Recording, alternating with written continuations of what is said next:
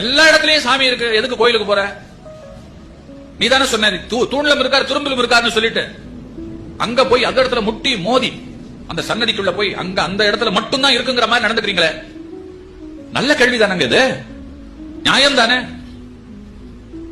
அதுக்கு காஞ்சி பெரியவர்ல அவர்கிட்ட கேட்கும் பொழுது அவர் ரொம்ப அழகா பதில் சொன்னார். உடம்பு பூரா ரத்தம் ஓடுகிறது, ஆனா ரத்தம் எனக்கு வேணும் அப்படின்னும் போது ஏதாவது ஒரு இடத்துல ஊசியை குத்தி தானே எடுக்கிறேன் இல்லையா? பசுவோட உடம்பு பூரா பால் இருக்கு, ஆனா அதனுடைய மடி வழியா தானே நாம எடுக்கிறோம். மடின்னு ஒண்ணு தேவை இல்லையா, ஒரு வழி வேணும் இல்லையா? அது போல எங்கும் நிறைந்த இரையை ஒரு குறிப்பிட்ட புள்ளியில இருந்து வெளிப்பட செய்து பற்றிக் கொள்ளுகிறோம், அவ்வளவுதான் அப்படின்னாரு. இந்த பதிலை எப்படி மறுக்க முடியும்? இந்த பதிலை எப்படி மறுக்க முடியும்? சாமிக்கு நிவேதனம் வைக்கிறோம், நம்ம பசங்க கேட்கறாங்க சாமி சாப்பிடுன்னு தெரிஞ்சா வைப்பாரா? நிஜமா எங்க அப்பா இருக்காரு, நிஜமா சாப்பிடுவாருன்னு தெரிஞ்சா இவ்வளவு செஞ்சு வைக்கவே மாட்டாங்க. எங்க வீட்டுல எந்த வீட்லயும் வைக்க மாட்டாங்களே. கோகுலாஷ்டமிக்கு என்னென்ன பண்ணி வைக்கிறோம் கொண்டாந்து, அவ்வளவும் காலி ஆயிரும்னு தெரிஞ்சா செய்யவே மாட்டோமே. கடவுளுக்கு நாம கொடுத்து என்ன, அவர் தான் நம்ம கொடுக்கணும். அவர் படைச்ச உலகத்துல அவருக்கு நாம கொடுக்கறதுக்கு என்ன இருக்கு அப்படின்னு சொல்லிட்டு அதை அப்படியே பிளேட் திருப்பி இல்ல போட்டிருப்போம் இல்லையா?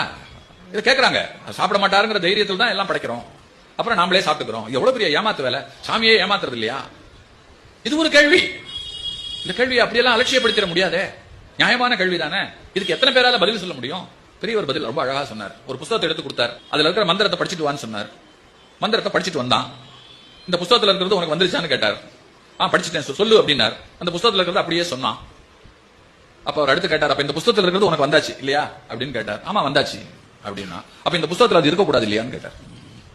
ஏன்னா அதான் இங்க இருந்து அங்க வந்துருச்சு இல்ல அப்படின்னா. அவன் சொன்னா அது எப்படி அச்சடிச்சது அங்கேயே தானே இருக்கும், அது எல்லாரும் எவ்வளவு வேணா எடுத்துக்கலாம், எடுக்க எடுக்க அது குறையாது இல்லையா அப்படின்னார். அப்படித்தான் நிவேதனம், வாசம் அவனுக்கு, அன்னம் நமக்கு.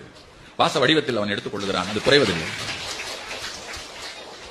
குயுக்தியான, அறிவை கடந்த, சிந்திப்பதற்கு கஷ்டமான பல கேள்விகள். நான் சும்மா சாம்பிளுக்கு சொன்னேன். இதுக்கெல்லாம் குருவால தான் பதில் சொல்ல